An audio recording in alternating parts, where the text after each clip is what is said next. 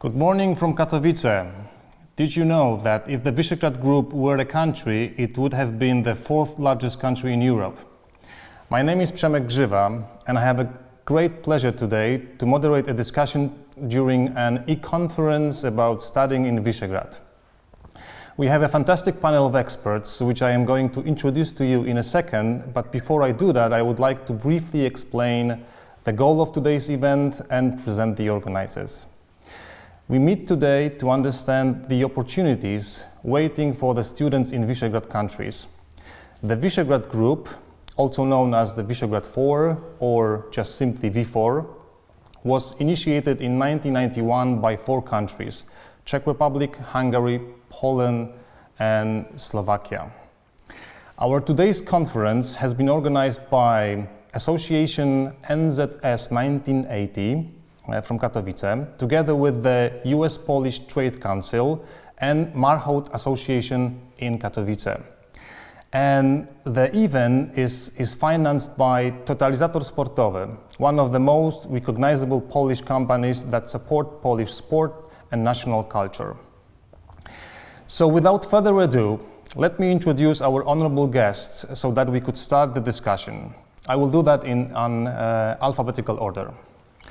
Bartosz Bagniewski, Senior Audit Associate at Eisner Amper, previously at Morgan Stanley and Consulate General of the Republic of Poland in New York.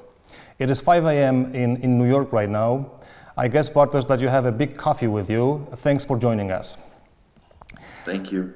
Anna Krzemińska-Kaczyńska, founder and CEO of the WorldLINK Foundation that connects experienced teachers, professors, and world consultants from Europe, America, and Asia to provide specialized educational programs for students. Welcome, Anna. Good morning from Kraków. Good morning from Katowice. Marianna Neupauerová, Deputy Executive Director from Visegrad Fund that was established by the governments of V4 countries in 2000 to promote and facilitate regional cooperation. Very happy to have you with us, Marianna, today. Good morning and thank you. Rafał Pieprzyk, President of the Board of the Polish Alumni Association that associates alumni of various exchange programs financed by the US government. Hello everyone, nice to be with you. Hello, Rafał. Klara Tonkowa, expert in study in the Czech Republic under the Czech National Agency for International Education, which is the first source of knowledge for students that want to study in Czech Republic. Dobre rano, Klara. Dobre rano, good morning everyone. Good morning. And last but not least, Aleksander Zacharczuk, Chief Specialist of the Polish National Agency for Academic Exchange that supports international mobility of students, academics, and researchers. Good morning, everybody. Hello, Alexander. So let me start with the first question, and I would like to start with a better understanding of the regional landscape of the V4 countries. Marianna, could you possibly tell us what are the opportunities in V4 countries for international students and how Visegrad Fund can support it? Good morning again. Thank you for having us here. It's a special year, the 2020, for International Visegrad Fund, as you already mentioned, because it's the 20th anniversary of our establishment. And according to our mission, except for grant schemes, mobility is the biggest part of our work. So we do support mobility of students, fellows, academia across the region and also beyond the region, meaning that we also do support Western Balkans academics and students and Eastern Partnership. So over the period of time that we do support scholars, we supported 2,300 students. For 2020, we did support some 150 students, majority coming from V4. So if you allow me, I will just briefly mention some basic conditions, how it works, the scholarship with us, so as you have the basic overview of how we work and how it functions. So basically, there are 3 types of scholarships that we do support in the International Visegrad Fund. Firstly, it's the bachelor studies that are from V4 and you want to go to another V4 country That's the fundament of our mobility scheme. You have to go to a different country. It depends. We do compare the permanent residence and the citizenship and also your home university. So you have to go somewhere else. Then it's the master's and postmaster students from V4 that can go to other V4 country, or if they wish to go to one of the 6 Western Balkans countries or another 6 Eastern Partnership countries. And then we do also support, as I mentioned, students coming from EAP, Eastern Partnership, and Western Balkans. And those are masters and postmaster students who come to the Visegrad 4 countries. So on our webpage, then later on we will share the link somehow. You will find very basic conditions, and there's also a system where you can click, where students can click the spheres of their interest, the level of their studies, what they're interested in, and it will offer them the most suitable option for them. So there's one deadline, that's the 15th of March, where they have to apply, they can apply via online system. So we do not work with papers, they just upload all the paper documents, documentations to the system so that they can, after the evaluation is done, they can already start in September at the university of their choice. And basically that's another point I want to mention. So our applicants can apply to any university that is accredited to in the country of their interest. So as I mentioned, the V4 or the EAP or Western Balkans countries. So and in principle, we do have some 190 universities or higher education institutions, to be precise, on our list of cooperation so far. What will be interesting also for our viewers is the level of contribution that we can support. So we do cover, we do not cover tuition fee as such. We do encourage the universities not to ask for full tuition, but we do not take care of this issue in principle. So we do pay lump sum for every student, every scholar to the university, being 1,500 euros per semester. And then we pay another 2,500 euros to the student directly for every semester. In principle, we do support students, scholars, for 2 up to 4 semesters of their studies. There are some, of course, basic requirements, but I think these are very much in line with other institutions that are offering scholarships. So for the paperwork, it's not really difficult.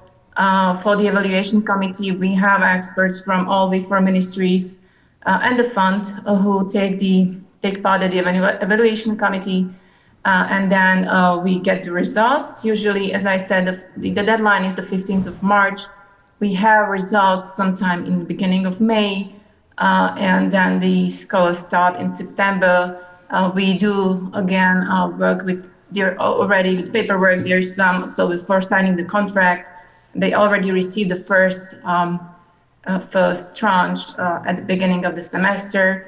We need to receive the confirmation of their arrival, and then we do pay the first tranche, and then based on transcript of records or some progress report from the first semester, we do proceed with further tranches. Maybe it will be interesting for you to know, last year we had some 700 applications. We accepted we chose 150. So the success ratio for the last year, it differs every year, has been some 25%. So 1 in 5 gets a scholarship, which might be interesting for some students who need some further support. We also, if you have any more specific questions, or if there's something I forgot, please yes, tell me. One maybe specific question in terms of who can apply. Is it any student from any country of the world, or there are also some limitations regarding the origin of the student that is coming from? There is. So basically, again, it's the bachelor's students coming from the V4, so Czech Republic, Slovakia, Hungary, and Poland, who can apply for studying again, in another V4 country. So Czech students, bachelor students can go to study in, now let me not the mix, Slovakia, Poland, or Hungary. Then it's masters and postmasters V4 students. So it's based on the citizenship that we check. We need a scanned version of their ID that can go to V4 again, or then further to EAP countries and Western Balkans. Okay. Should I name the countries? I think you will find it, and I'm sure that whoever is interested will be able to dig it out. And then who can come to the V4 region? It's the Western Balkans and EAP. So applicants with citizenship of one of those 12 countries outside our region. One more question to you. What is and who can take advantage of the residency program? Yes, that's another very interesting item on our agenda at the fund.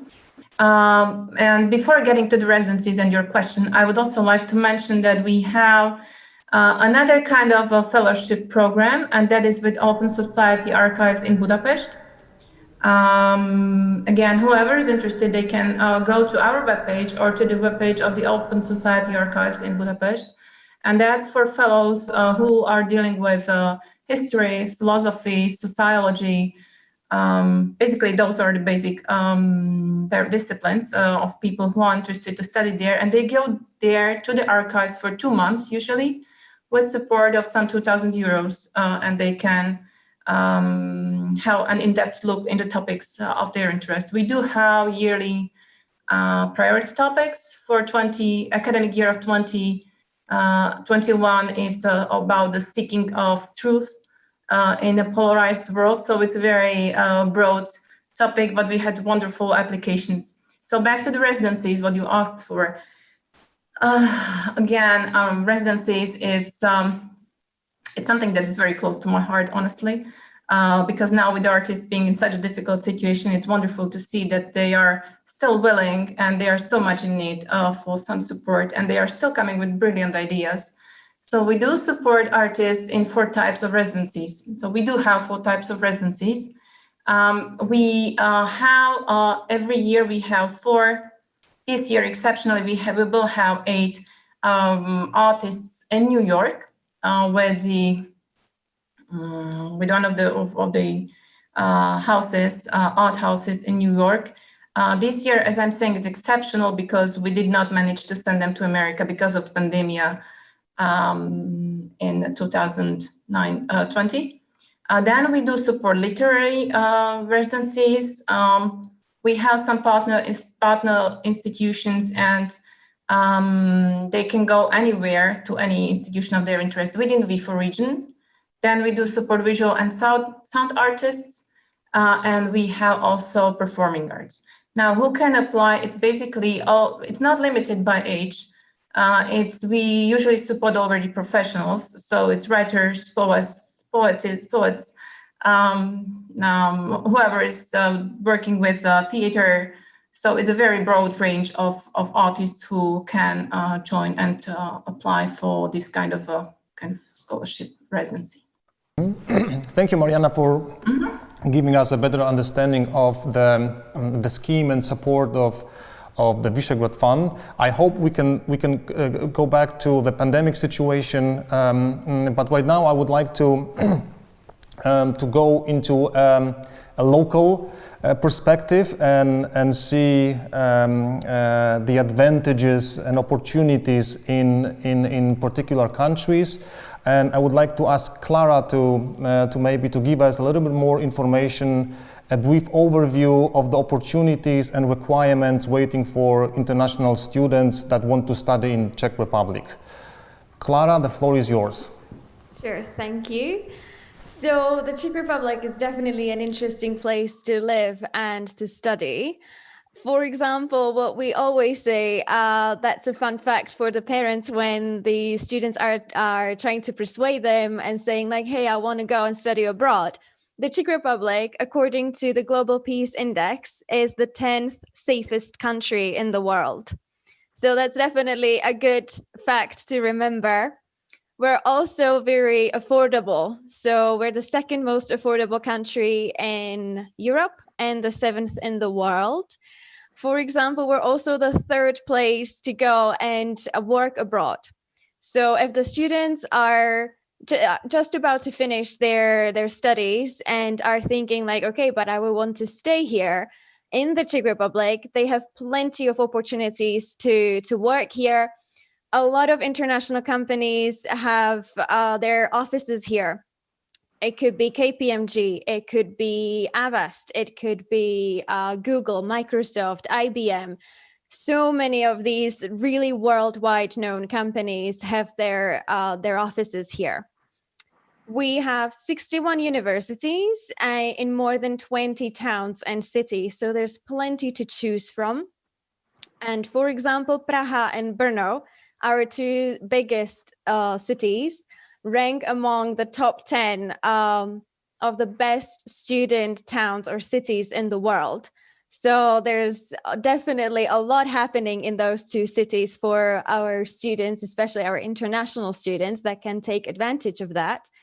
When it comes to costs, around the expenses, that could be around 350 to 750 on average per month. That's in American dollars. That already includes accommodation, travel, fun, everything. So that really comes hand in hand with the second most affordable place in Europe.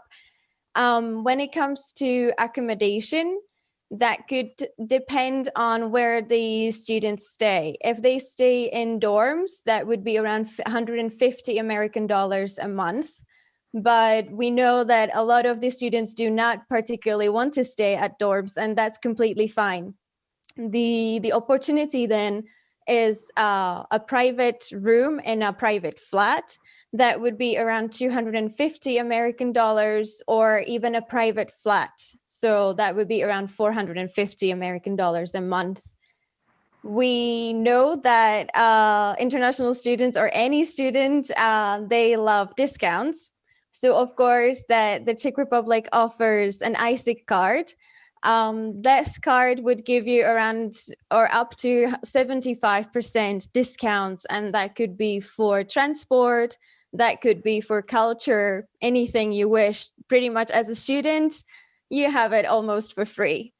And in more general terms, what the students can also take advantage of is the location of the Czech Republic. So we're literally in the heart of Europe, and you can go and travel wherever you want. Of course, aside from Corona and the whole pandemic situation, but usually you can reach Germany, you can reach Poland, Slovakia, Austria within 2.5 hours. So that could be by bus, by train, by car, whatever you wish. So that's definitely something to go and have fun. Okay, thank you for detailed information. You mentioned the costs. Probably some of the students would like to know whether they could also get a temporary job to work while they are studying. Can you maybe tell a little bit more about that? Sure, that's definitely possible. You can have, and a lot of students do have part-time jobs during their studies. You can find part-time job quite easily. It depends also on the language. So Czech is a difficult language, we know that. But a lot of the universities have courses to help international students master our lovely language. So that might help the students if they decide that they would want to have a part-time job during their studies. They may also be lucky and find a part-time job that would be in English, for example. So that's definitely possible. Okay, we know that there are some financial support and scholarship opportunities from the Visegrad Fund. What about other opportunities? Do international students have also opportunity to use some scholarships? Sure, we do offer scholarships for degree courses that are long-term and for research and study stays that are short-term. but the conditions and the offer, they change a lot. So it would be quite difficult to actually explain everything in detail, and it may not be true in half a year. So what we always say is go and check our website. That would be studyin.cz for all the most up-to-date information. Or if you want to have maybe a slightly more general overview, that would be scholarshipportal.com, the website. And when it comes to this particular situation, we also offer bilateral agreements. So that would be definitely the case here. It would be for non-graduate programs that would be up to 2 to 10 months. That could be for students at any level. That could be for bachelor, master's, PhD, or even the staff. They can take advantage of that. The scholarship would range from 9,000 to 9,500 Czech crowns per month. And the deadline for that would usually be the end of March. So that's the bilateral agreement, but the students can also take advantage of programs such as Erasmus. That's well known, that's for sure. But also CEPUS is quite useful here, or the Visegrad Fund, yes. Prague and Brno, obviously the biggest student cities in the Czech Republic. What are the other cities, student cities in Czech Republic? So the Czech Republic is not only about Prague. Of course, the majority of the 61 universities that I mentioned would be in Prague. But then there's Brno, there's Hradec Králové, there's České Budějovice in the south, there's Plzeň, there's Ostrava, Olomouc. All of these cities would actually have great universities. And with all of the fields of study that you can think of, it literally goes from Egyptology to something like nanotechnology and sociology. Everything you can think of, we have it pretty much. And the idea is also that about 1,000 degrees or programs are taught in English. So if you do not think that you could master it in the Czech language, you have the opportunity to study in English. Of course, if you study in Prague, you can get by with English super easily. If you decide to go to a smaller town, which would be České Budějovice in the south, which would be Olomouc up north, or Ostrava, anywhere in the slightly smaller cities, you will definitely encounter problems with English, but we want to help you, pretty much. That's in our mentality. So if you just come there with 2 words in Czech, I'm pretty sure you will also be fine, because you will get what you want. Thank you so much, Clara, for giving us a better understanding of a local landscape in Czech Republic for international students. And I would like to ask the same question to Alexander. What are the opportunities for international students in Poland, and what can international students expect in Poland? Sure, thank you very much. So speaking of Poland, usually people think about Warsaw or Krakow, but Poland has a lot more to offer than only those 2 cities. And well, there is not only a lot of fascinating cities, but a lot of really great universities to choose from. If we are talking about international students, last year it was more than 80,000 students coming to Poland for studies. Of course, it was before the coronavirus situation that we're having right now, but still the number of international students is increasing really rapidly during the last at least 5 years. And a lot of universities has a lot to offer.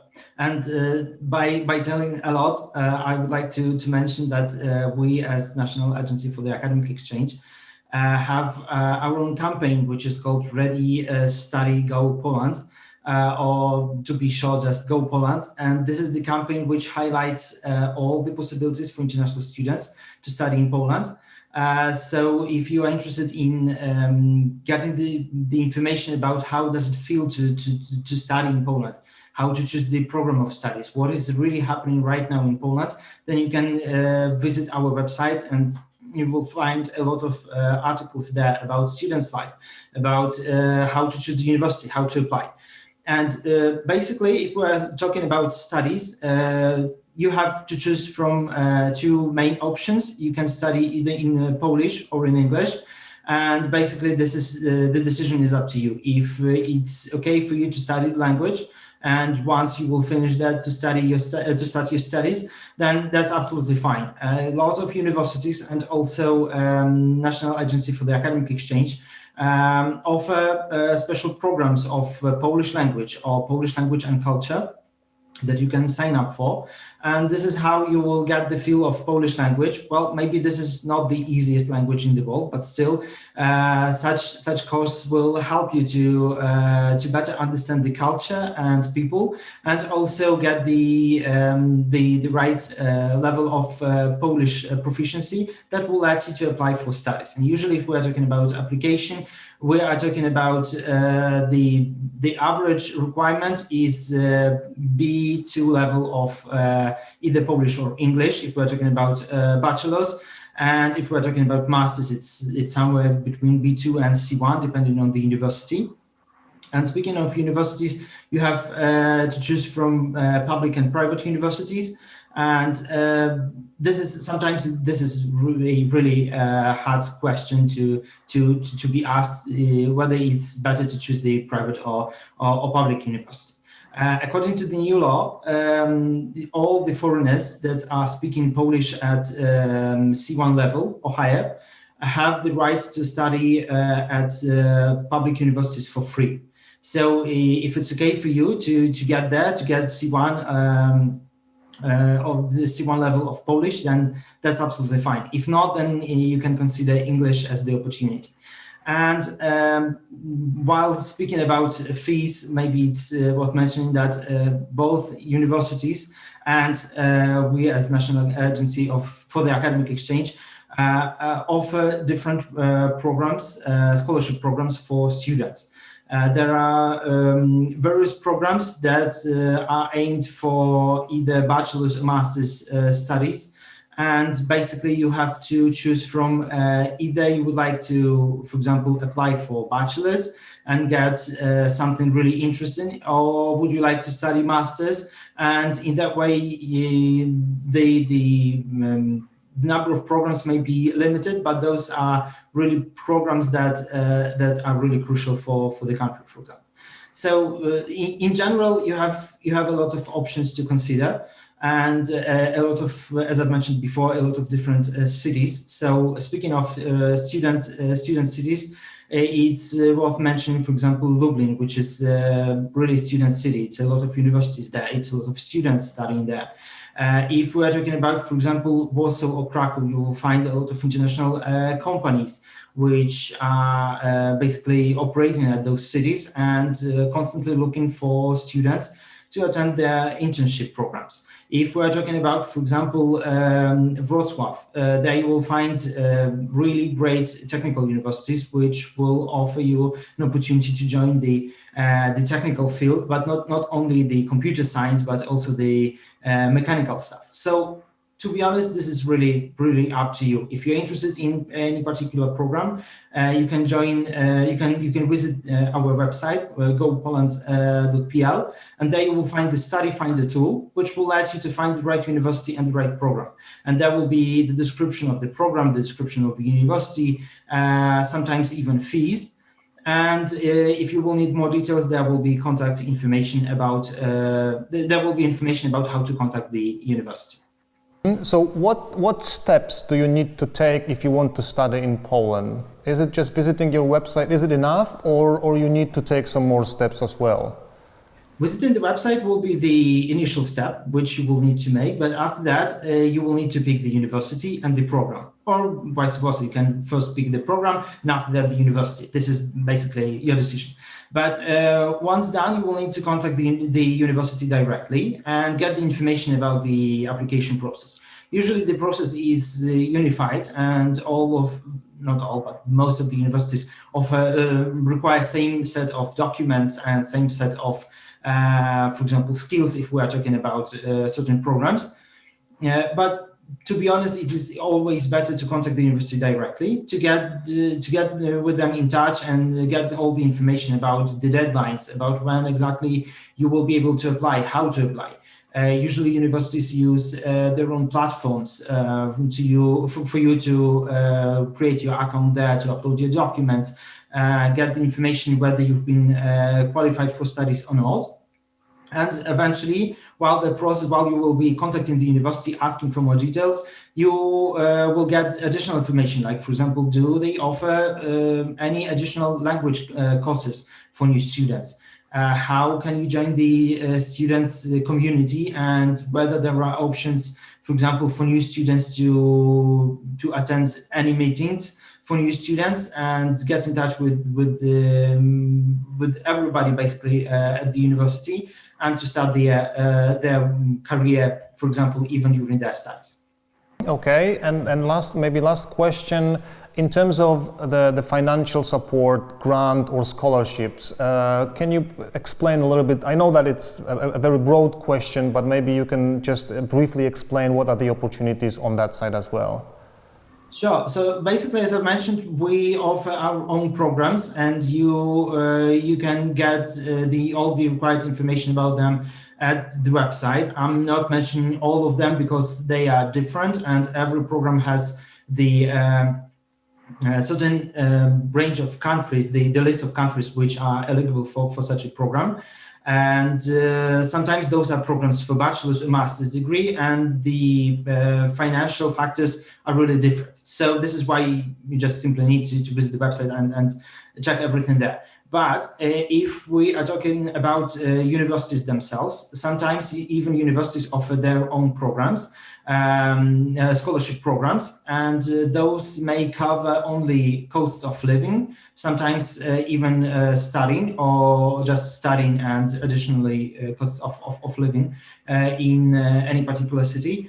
And to be honest, there is one additional thing which you need to keep in mind. For example, if you are studying in Polish and you have the average mark higher than 4.6, it depends on the university, but usually it's higher than 4.6. This is how you may get the Rector's scholarship, which will cover a part of your tuition fee. So it's really worth studying and getting great marks. So education pays for itself. Exactly. We could say that. Okay, thank you, Alexander. Anna, you have a broader view and experience on the global education. Can you share your thoughts why international education is important already in secondary and high schools, and why students should consider studying in another country? Thank you for this question. First of all, with a pleasure, I was listening about the perspectives of Visegrad Group, because as you all know, we are now in the VUCA world. So the students who are at school or even online learning, okay, they have a totally different look at the education nowadays, and even looking, okay, what they are going to do in the future. I just want to remind something that was said in 2018 by the director of the London School of Economics. And at that time, she already said, Ms. Shafik, that in the past, jobs were about the muscles. Now they are about the brains. And in the future, they are going to be about the hearts. So where the heart will be, where there will be the powerful people, there will be also a good education. I do believe that you don't have to travel as well to the country. You can mentally travel first, and you can be at any place in the world, okay, and you can be a global citizen. So that is my kind of perspective.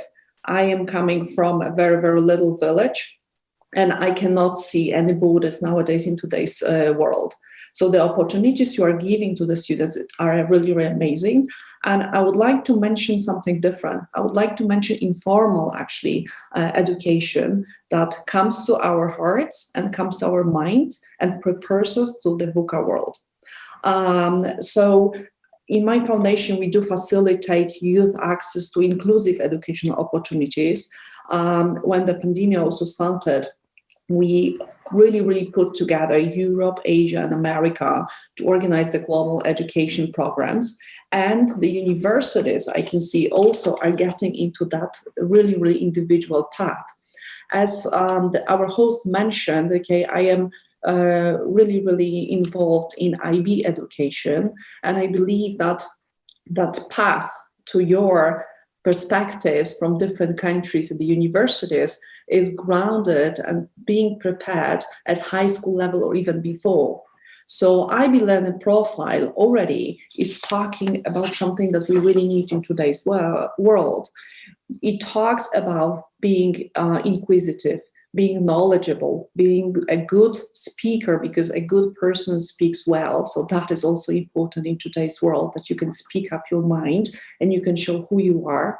You have to be open-minded, because the world is changing so drastically nowadays that we don't know what is going to happen in half a year, right? So we can have lots of plans, but the world is changing really quickly.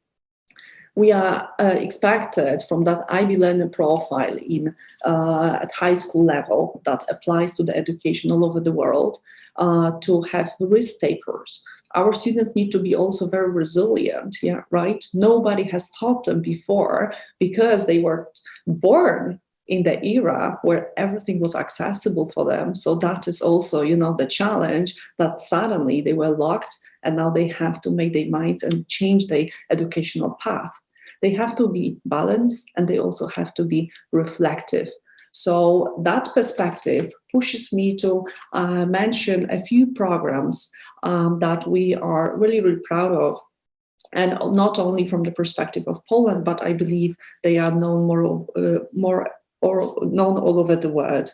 In Poland, we've got European Academy of Diplomacy. This is a year program that is crucial from the perspective of future diplomats, and not necessarily the ones that are going to be politicians and work in diplomacy, but those who would like to become global citizens. It is held in Warsaw, and it brings actually the European citizens to show them how to, first of all, communicate, as I mentioned before, how to be innovative. This program lasts for a year. You can get a scholarship of different kinds, also granted by local funds. And this is amazing networking, because already they have been 3,000 graduates from over 60 countries. So it has been credited by our Ministry of Education of Poland. So that is very interesting. This is also the era of women. We can see that here there are 3 women on board. So I would like to mention one more program. This is called Vital Voices. Vital Voices has come from the United States, and there is a very interesting story behind. But for high schoolers and the first years, we can say, of university students, we have the program supported by them.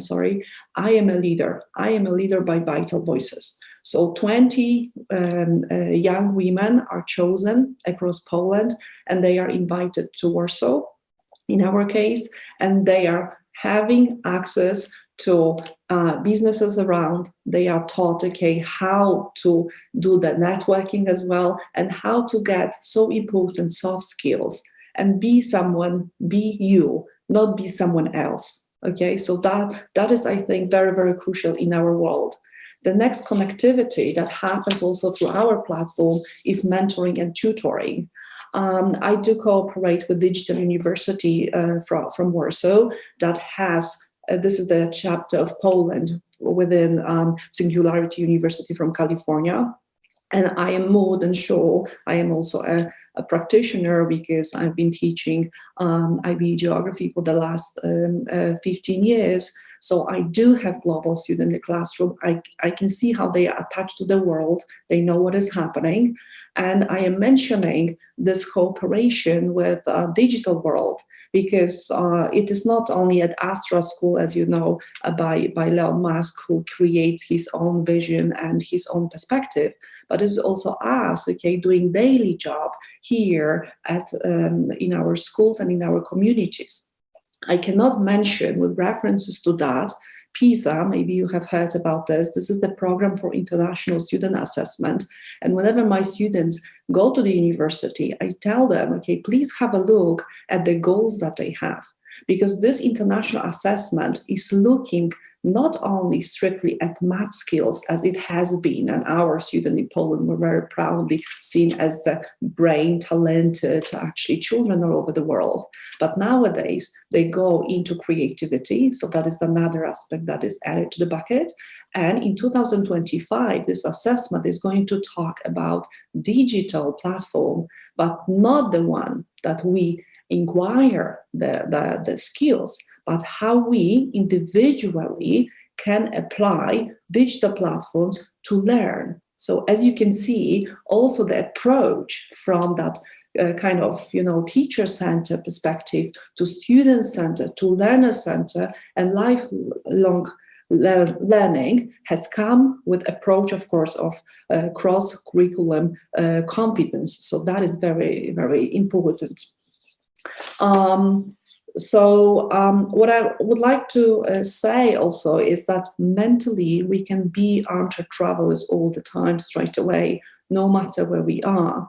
However, this is actually the human being, the human touch that is going to put the students into certain places, because they are going to wait whether I am actually worth taking this opportunity, taking this time to go that far. This generation also applies to climate changes. So you can see sustainability is so important for them. So if they go somewhere, they will think really, really twice. I can observe that on a regular basis.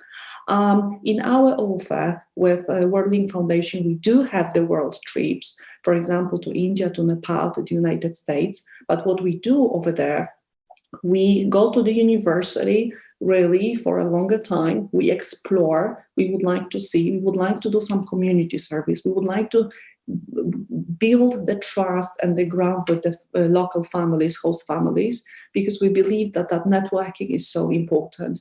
So just to sum up, I believe that education needs rethinking. We need relearning as well, and we are not sure what is going to happen by the corner. So that is, kind of my direction, and also it applies to the vision that we have, because it is based on a big research coming from Asian society that talks about investigating the world, recognizing perspective, communicating ideas, and also take actions. Thank you, Anna, for sharing your thoughts and feedback. Can you tell me, let's say I'm a high school student, what steps should I take when I want to study abroad? What should I consider? Where should I look for information? What would you recommend that person would that person turn to you with that kind of question? Are we talking about a Polish student, or are we talking about a European citizen? Well, I'm talking about your student. Let's say that your student is turning to you asking that she or he is interested in studying abroad, but have no clues how to start, where to find information, and also no clue what kind of studies, for example. I have mentioned a global perspective because nowadays, what I do in our school is we do a lot of tutoring. It has been, a while when British high schools and universities have had it, but in Poland, this is a new approach. So what we do, we have individual one-to-one, so teacher-student actually tutoring, and we start our perspective of recognizing the educational path for the students when they are in the first grade. So in our system, kind of IB, this is pre-IB system. So for 2 years, they have an opportunity to talk with the teacher, with the tutor. They have an opportunity to think, okay, where is the path? Okay, this is what happens. Then the kind of big change happens when they choose IB courses. So what I'm talking about is that high school level. So in Poland now we have 4 years of high school. 2 years are considered to be pre-IB classes, and 2 years, are diploma program. diploma program is in English. Only, one course in Polish is the Polish literature. And then they are taking international exam that all the kids all over the world actually take. So that is the path. And once actually they recognize their path, their strengths, what they like, then in the DP2 class, so which is the senior class, mostly, they have the perspective of the visits, either virtual nowadays, or they very often students go, I do encourage them also to take part in the open houses, so-called, of the universities. They can also apply for the study visit. The best students get, for example, a week recognition tour in certain European even universities. And they can see that, is this my place? Do I want to study there? Is this my career? Plus, what I do on a regular basis, I try to find mentors for my students. So before they take such a path at the university, they know that this is the job that they are going to like, or maybe it will open their eyes. So that is so important, and this happens. Plus, as I mentioned before, informal learning is so crucial for the students. They're not going only to study from the books. In the era of VUCA world, as I mentioned, look, even if we ask here the panelists, how many of us have started watching even Netflix movies, right? You watch and you can see a different perspective, right? You can learn a little bit of history, geography, and everything is in the bag. So you don't have to sit and study out of the book this way. And also the universities get into it, and we can see the change. So what I am trying to do, I'm trying to show that perspective, that we are not going to show what and how the world is going to look like. That's the reason, the students shouldn't be pushed only into one direction. They should be given a lot. Also, the universities more and more apply the cross curriculum actually, or even two faculties at the same time. So it means that they give a broader perspective. And I cannot mention one more thing that I really push my students to do, to learn languages. I know that Leon Musk is getting into that. We are going to have an app. It's going to translate, our speeches. It already happens. But I think that only face-to-face and reality as well, and empathy, they can never ever be replaced by the apps. So human beings really count. I think so too. Understanding the culture, part of understanding the other culture is understanding the language. So technology can help us achieving that, but probably learning languages is one of the best ways to achieve that without technology, or just with technology helping us. Thank you, Anna. I would like to go to Bartosz to have some transatlantic perspective. So let's go to New York. Bartosz, can you share a little bit about the specifics of studying in the US, maybe how it is different from Europe? You obviously have a very good understanding of the US educational system, so please share some of your experiences. Thank you, Przemek. Sure. So the first thing that we should realize is that there's two major barriers or differences here between the European system and the American system. And first of all, the biggest barrier really is the financial barrier. I know that, a couple of times we've mentioned sums like $500 or $400 throughout this event. Well, in the United States, in a public university, which is usually the less expensive universities here, one academic year could be between $20,000 and $40,000 for an international student. At some of the more prestigious private universities, it could be something closer to $60,000 a year.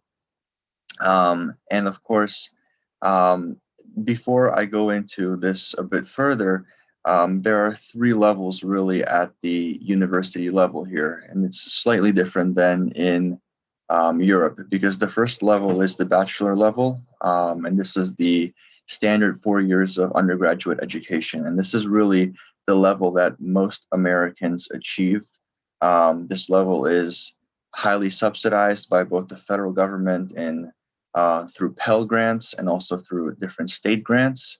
And so this is really the goal of American policy, is to have as many Americans educated to this level as possible. At this level of education, there is not too much funding for international students. There are a lot of students that still come, mostly from China, but these students are typically paying the full price tag, and they're from wealthier families. And actually, for many schools, some of the more influential schools and larger schools, this is actually a substantial portion of the revenue that these schools receive. Just for a little bit of background, I'm going to backtrack. Specifically, I studied at Rutgers University. This is the major public university in the state of New Jersey. Between 2014 and 2018, I studied at the undergraduate level to get my bachelor's degree in finance and accounting. And my experience in this is also from being an admissions ambassador for the business school. And I also served at the University Senate as a student representative from the business school. And these schools really are the schools in the States that have the most amount of foreign students and international students, mostly because of their size. There are a couple of private universities that are larger, but the public universities are really the largest schools and have the largest programs for international students. Just to give an example, the Rutgers University is not the largest school. However, across 3 campuses, it has between 60 and 70,000 students, and this is at all 3 levels. So it's a large institution, and it does have the funds and means logistically also to be able to have many students, both domestically from the state, out of state, and also from different countries.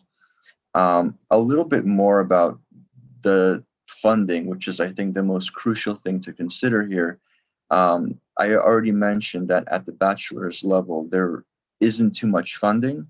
So if we go to the next level, which is the master's degrees, there are opportunities for international students to study at this level as well. However, at this level, really, there is very little funding for both the domestic students as well as international students. These programs are probably the most expensive programs, and this also includes MBA programs. So my suggestion to the international students in the V4 would probably be to, if they are considering an education in the United States, which we know is a hot commodity, would be to aim for the graduate level, specifically for the doctoral programs. And this is because a lot of the doctoral programs, especially at these public schools, the tuition is lower than master's programs. And there's also more funding, because funding here is available for both domestic and international students without going into some of the aid-specific funding. So what this means is a lot of this is research related. And so it doesn't matter whether you're from the United States or from overseas, you will be getting a credit for the tuition. This is also very important because in the United States, if you're an international student, typically you cannot work because you are on an F1 visa, and some of the stipulations of the F1 visa include not allowing those students to actually work for earned income.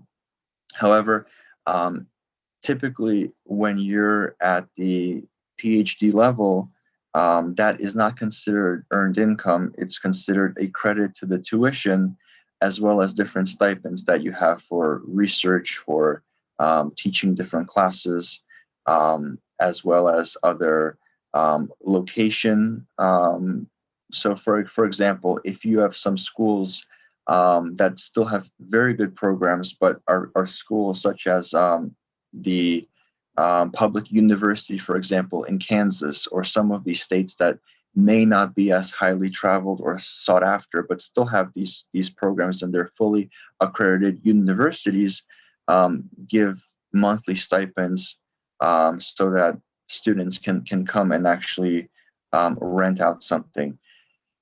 This also goes more to the accommodations, because accommodations could also be expensive when you look at dorms. There is a very heavy dorm culture in the United States. A lot of times when undergraduate students first move in, they move into the dorms, and they are more expensive than probably the market rate.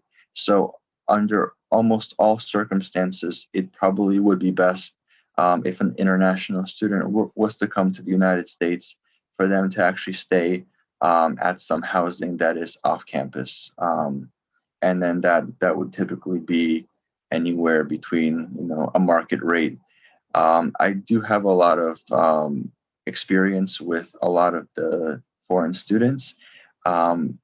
A lot of it is also because my minor was in the Chinese language. So because there was a high percentage of Chinese students from the People's Republic of China, I was able to communicate with them. And typically what happens is 4 or 5 of them get together and they just rent out an entire house, and they have private rooms within that house. And that's probably the cheapest option when it comes to housing. I don't know, Przemek, if there's any specific questions, because I know that I talked a lot about many different subjects. If there's anything in more detail, I would be happy to explain it. Yes, Bart, one specific question. Let's say I am a student from Poland, I want to study, or I'm a high school student from Poland, I want to study in the US. Where should I start in terms of what steps I need to take? What would you recommend in order to, how do I start? Where do I look for information? What do I do in order to, decide which university, which place, and so on and so forth? I would typically begin by looking at, because essentially all of the large accredited universities, whether it's in New Jersey or in different states, they have international programs, and they have entire departments that just cater to the international students. And this is very important, because also going back to some of the systemic differences, in the United States, different universities are so large that essentially they operate independent schools within the university. So for example, when I was in the business school at Rutgers, most of my administration was handled specifically within the business school. This is true also of pharmacy schools, of medical schools, of law schools. So it's very important to reach out directly to these institutions and to see what type of programs they have specifically for these international students. I also think that I mentioned something that's very important that I didn't previously mention, and there are some programs where it's much more difficult to study compared to other programs. So specifically, this is related to the study of law and the study of medicine. And this is because these graduate programs in the United States are very specific with their enrollment requirements. So for the law program, you need to have a specific exam. It's called the LSAT exam. So typically you would have to take this also. It's administered overseas. So you would have to take this exam to be admitted into law schools. However, because the system is so different, a lot of schools realize that probably, or maybe, if a student wants to seek a law degree in the United States, they're not necessarily going to stay in the United States and be admitted to the Bar Association, et cetera, et cetera. And so they actually have international programs, international doctoral programs specific to international students as well. And this is also very true for medical programs.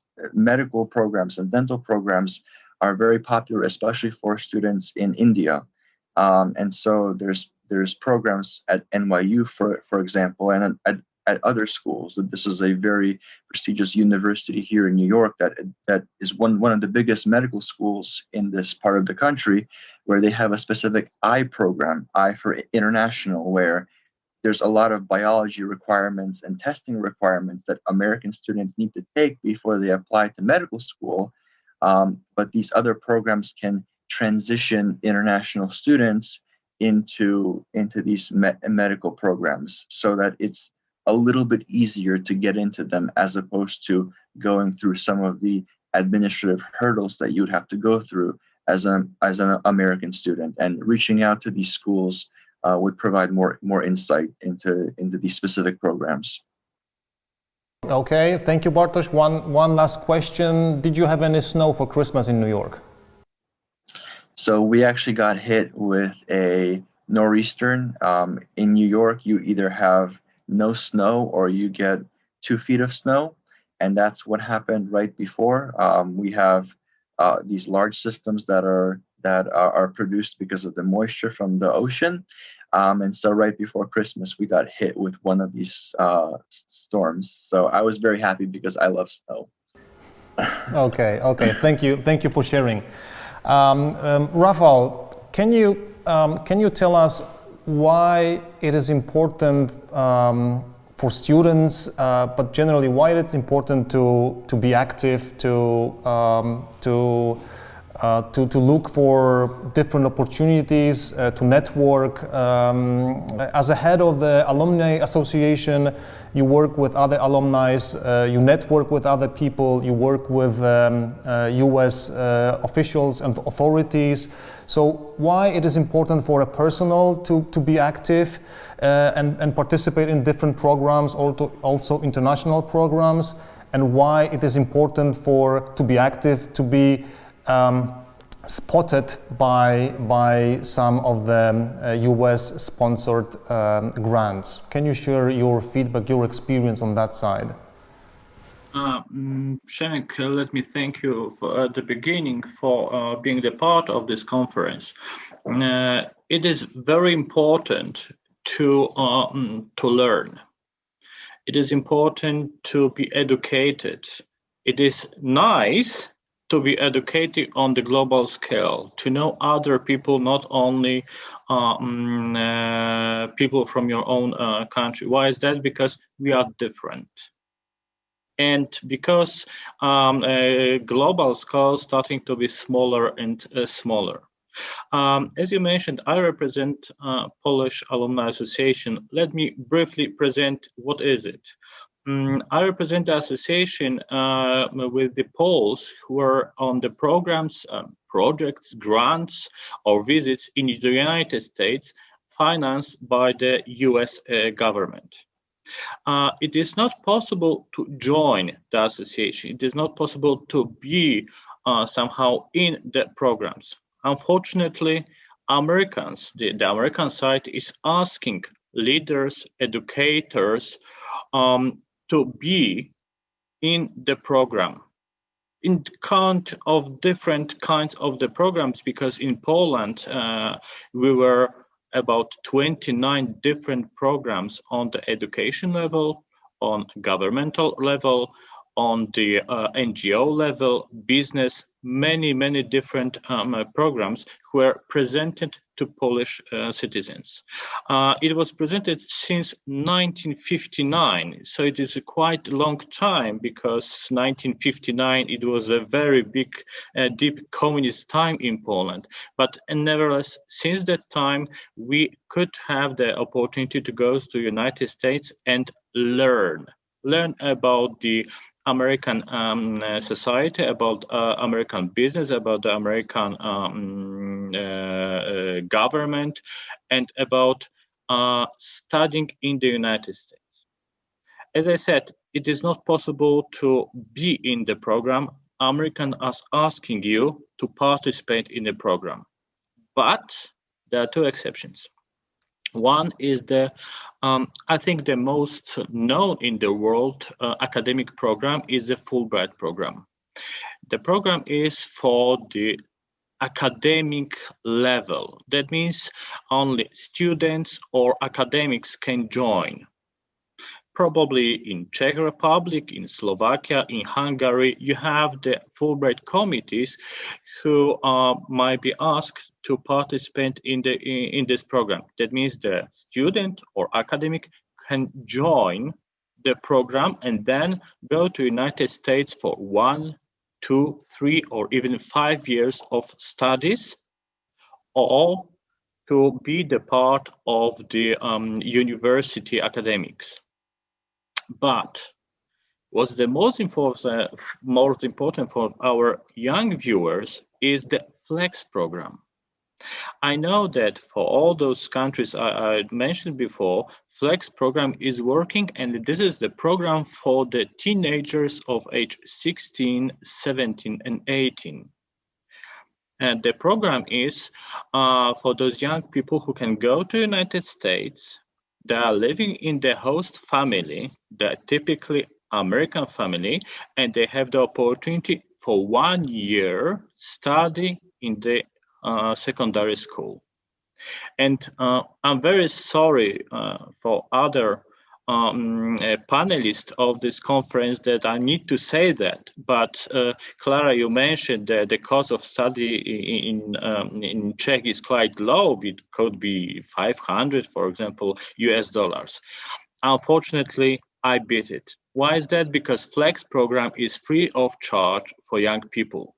American side is paying for the travel, is paying for the living in the United States, living in the host family, is paying for the insurance and giving some pocket money as well, so young people can enjoy real life in the United States.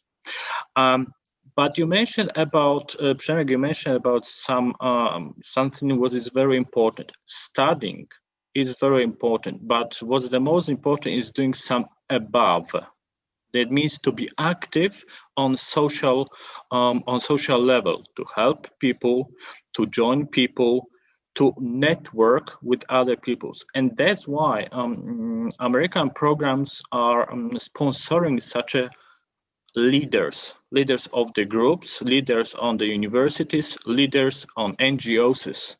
And plenty of those programs are for those leaders who can go to United States and improve what they already know or learn something more about helping people, about innovations, about environment, about education, about law, about politics, many other fields. So I think that studying abroad is not only to know more, but as I said, to know more about people. So, yeah. Thank you so much for sharing. Maybe the last question to you: when should I start? When we talk about being active, and we talk about students, high school students, how do you think, being 16, 17-year-old, how can you start being active in your local community, or how can you what steps you should take? Can you maybe recommend anything for Yes. a young students? Teenager time is the best time. 16, 17, 18 is the very best time to start. We don't expect young people to be super active. If you are working in your community, help elders, or you are working with, for example, younger people to help them how to learn. If you are working with the organization who are cleaning forest, for example, those little steps are well seen by the communities. If they are seen by the communities, that means that they could be seen by, for example, US government as well. Because when you are joining the FLEX program, you don't have to be brilliant with English, for example, yes? But you have to improve yourself, that you are some kind of the leader. you are going the right path to be of the future leaders exchange program alumni. So you may start with the little steps in your community and then go further with the Flex program. If you are with the Flex program, during the studies you can join the Fulbright program and further and further and further.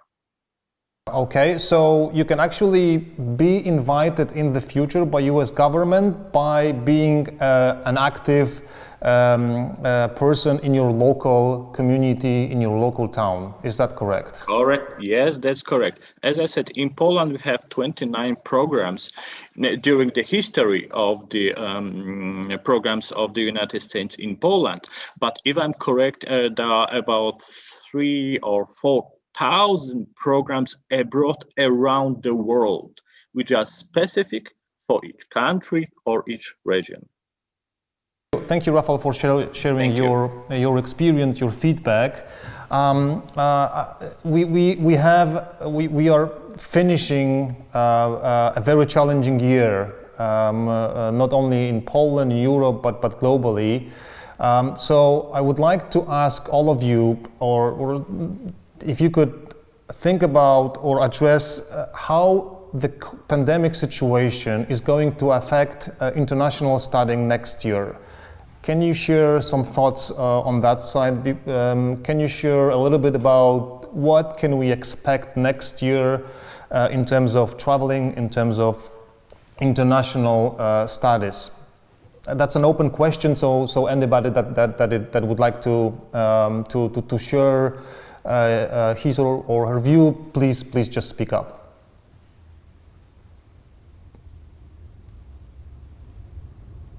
Let me start from the beginning. Maybe it will be easier to start the discussion. Unfortunately, for the programs of US State Department is not very good, because the idea of the exchange program is to visit United States. If you can't travel, you can't visit.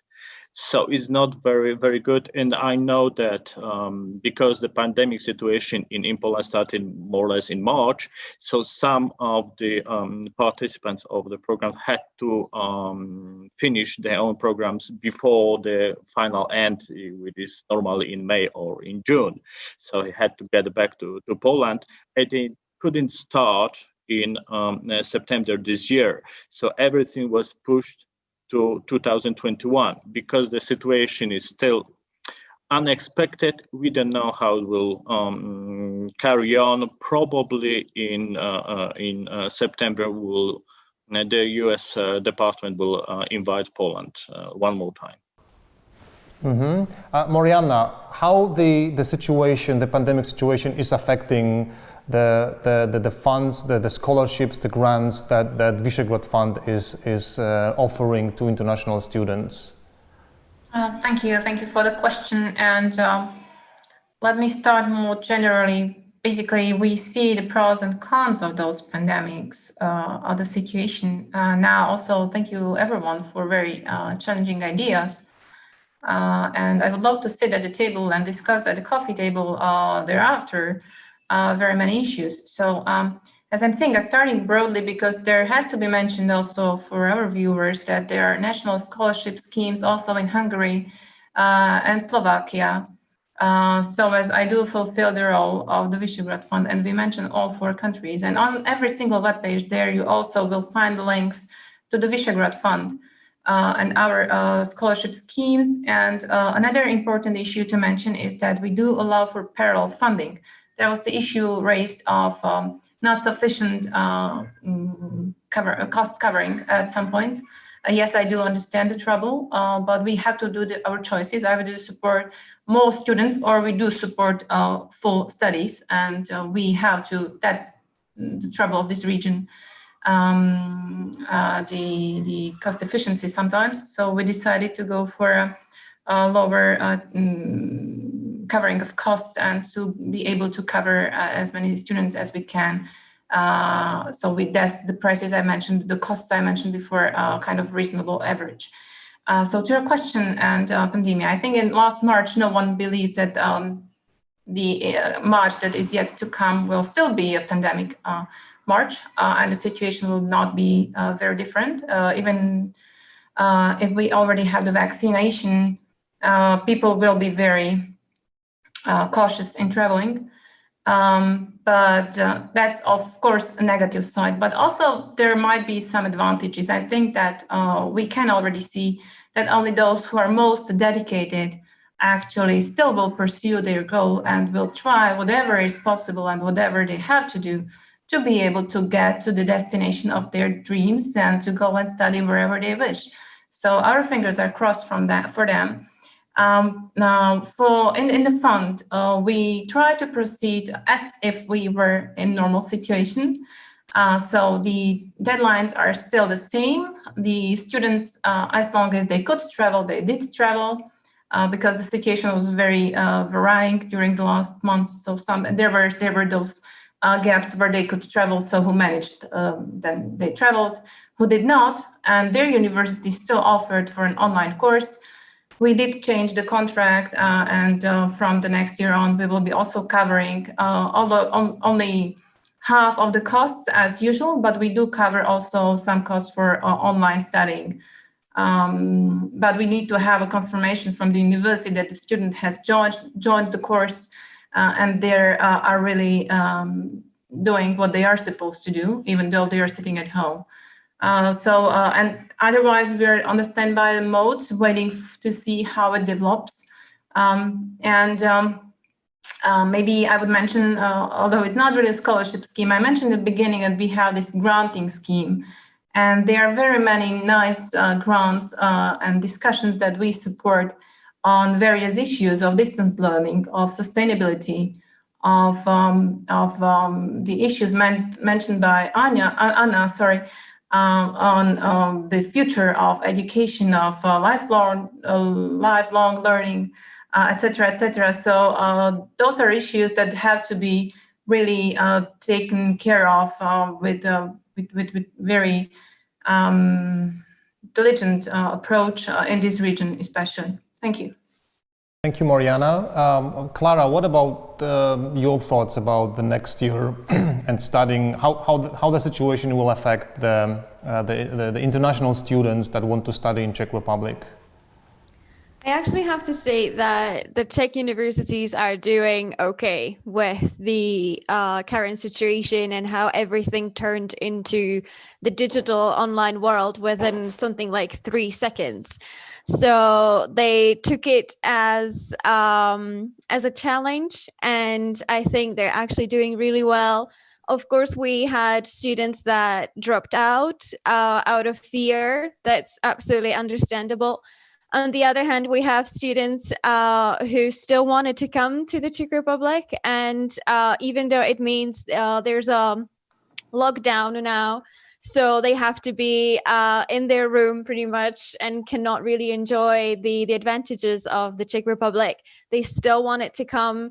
We have students who are doing, of course, their courses online from all over the world. And we so far hear quite a positive feedback, of course, within what the situation allows, from our ambassadors. For example, we have a strong network of student and alumni ambassadors, and they still want to help out. They still want to be active. It's a challenging time for everybody, but there's still the heart, and you can feel it. We've asked a lot of experts what they think about 2021 and how the situation is going to be, but there's no agreement. So let's see if it's some kind of a hybrid, if it's online as well as physical, or if it goes back to physical education and seeing face to face, or if it's everything more or less still online. We'll see, but we do continue, or trying to continue as normal. So we're hoping that the heart will win and that people still want to see each other and still would want to travel. Okay, thank you. One more question to you, very specific, maybe very tricky question. What, in terms of local cuisine, local food in Czech Republic, what do you think is the most popular among international students? Right now, I guess being Christmas, I would say it's cukroví, so the little candy that we have for the Christmas Eve. The students love it. It's super sweet and it's delicious. So when we're presenting the Czech Republic, of course, that we present the meat and the dumplings and sauerkraut and everything surrounding that kind of idea. But Christmas, so that would be also potato salad. That's for sure. Okay, thank you for sharing. Alexander, the same question to you. How do you think the 2021 will look like? How this will affect the international students in Poland or who wants to study in Poland? Thank you for the question. Well, before answering, I guess we need to consider what has changed since the moment when this whole thing has started. And basically the biggest success, I would call it, of the pandemic for education is the distant learning. In my opinion, it was quite a long period of time during which people were discussing how to change the tools for education, how to introduce people that are really comfortable with the classical way of studying to the distant learning and to different platforms that may let people to work distantly. And all of a sudden, everybody had to change everything and to try to keep up with what's happening and the new restrictions. So Polish universities did a good job with everything, what has happened, and quite rapidly the situation was changing and universities were keeping up with that. So this is really something that worth mentioning. And also students by themselves are having a lesson of how to work on projects, how to create their projects by themselves, still being a part of the community, but now it's a digital community. And those are, if we're talking about the whole globalization era and what's happening and the thing that passport is just the document that you have and you can be basically the citizen of any country, this is something that is really useful for that. So even, for example, even if you are from Poland and you are traveling to the US, or if you are from Czech Republic and you are traveling to any other country, you would like to cooperate with your colleagues from, for example, with people from your company, which is located at your hometown, right? Basically, you can do it using the skills that you already have. There is no need of getting those skills once you will start the cooperation distantly. And as of the next year and what will be happening, to be honest, this is really hard question. As of right now, from what I can tell, there are universities which are having less students than usually, and there are universities which are having even more students than previously. So the pandemic has verified which programs are really crucial for universities and shown the programs that are really worth investments of funds, of people, of the teaching staff. So basically, as of right now, there is a clear way to develop what you have for universities, and clear understanding for students that are coming for studies abroad that, well, even though they have a contact with their friends and family, they are still at a different country and they need to understand how that country works. They need to understand the local language or the local scene of where they are operating right now.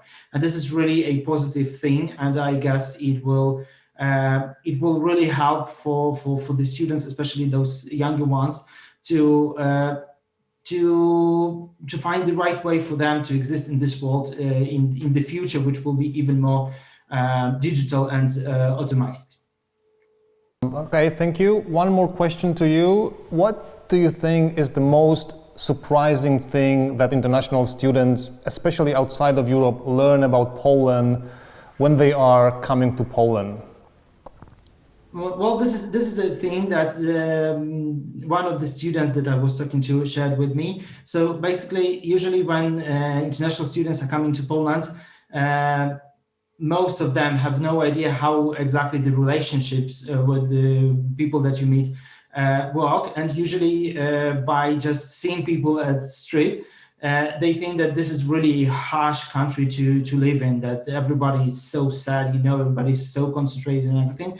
And once they start talking to people and finding closer friends, they suddenly realize how warm are the hearts of people. So this is something that is being mentioned every time I talk to international students. They go, you know what, there is a problem. First of all, you are really sad and very cold, and all of a sudden, once we start talking closer, you are a really nice person. Why is it happening like this? And basically, there is no right answer to the question, but this is something that surprises everybody. And also the traditions. So this is the second thing, which is really interesting and really exciting for foreign students in Poland. For sharing your final thoughts. The 90 minutes are almost over, so I would like to say thank you one more time to all of you, Anna, Bartosz, Klara, Marianna, Oleg, and Rafał. Thank you so much for being with us today, for sharing your experience, your thoughts, especially during the Christmas break, which is not everybody is working. We can imagine. So thank you so much for joining us. I would like to one more time say thank you to our sponsor, which is Totalizator Sportowy, for supporting the organization of the event. And I think we heard so many times today about the opportunities and advantages of studying abroad. So I think it's really worth considering, especially in the Visegrad countries, Poland, Czech Republic, Slovakia, and Hungary. If I had the second chance to be in a secondary school, I would probably consider this for sure. Thank you so much for being with us. Thank you so much for listening to us. This has been recorded, so it's going to be also published, and it can be viewed later on as well. Thank you so much once again for being with us today. Great talking to you. All the best. Take care. Thank you. Thank you. Have a good New Year. Bye-bye. Have a Happy New Year. Happy New Year. Happy New Year.